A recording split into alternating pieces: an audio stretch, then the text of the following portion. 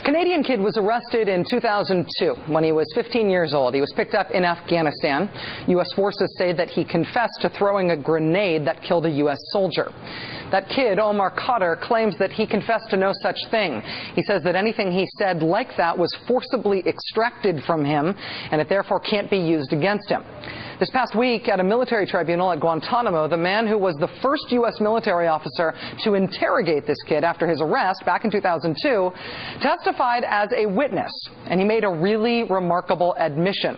He said that early in his interrogation of this 15-year-old, he decided to use the fear-up approach, the made-up, crypto, pseudo, fake academic Bush-era interrogation technique invented by fantasists who watched too much film noir as teenagers.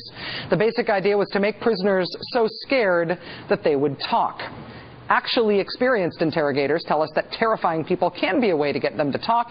It just isn't a way to get them to tell the truth. Omar Khadr's interrogator testified that in order to terrify the kid, he threatened him with rape and possibly death.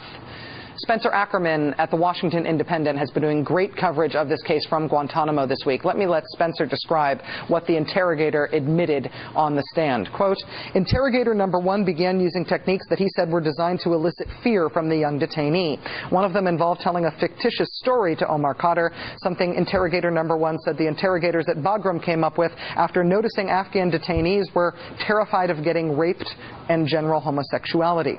According to the story, a poor little 20-year-old kid found to be lying to interrogators was sent to a U.S. prison where 4 big black guys and big Nazis eye up the fictitious detainee, and the black inmates rape him in a shower, a brutalization that proves to be fatal."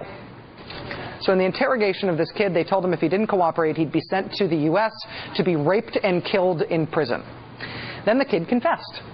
Despite the best legal gymnastics of the Bush administration, threatening to kill a prisoner is a potential war crime under the Geneva Conventions. Nevertheless, interrogator number one appears to have testified about what he did without immunity and without being forced to give that testimony.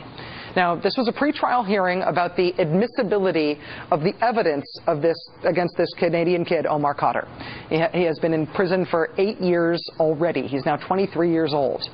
But here was the kicker that happened in Guantanamo this week. Pursuant to their reporting on this case, the Office of the Secretary of Defense decided to kick 4 reporters out of Guantanamo and has banned them from coming back. The Pentagon's complaint against these 4 reporters is that they published the name of interrogator number one, who testified as a witness. Now, that interrogator has done an interview under his real name with one of these reporters. His name has been published in publicly available documents by both the prosecution and the defense in this case. It has been printed in multiple publications other than those of the reporters who were just banned. But still, the Pentagon has kicked these reporters out and banned them from Guantanamo indefinitely. One of those reporters that was just banned is the single most experienced Guantanamo reporter in this country, Carol Rosenberg of the Miami Herald. One of these reporters who's been banned is the reporter who quite literally wrote the book on the Omar Khadr case. She is Michelle Shepard of the Toronto Star. The other 2 reporters who were banned were from CanWest and the Globe and Mail, also in Canada. They're described by Spencer Ackerman as, quote, invaluable resources about the Khadr case and Guantanamo to their journalistic colleagues. And now the Pentagon has banned them from covering Guantanamo for publishing information that has been publicly available for years and that other people have published too. If this administration is trying to make the case that the tribunals at Guantanamo aren't kangaroo fake courts that insult the whole idea of the rule of law, then this whole authoritarian, inexplicable banning the press thing is not helping.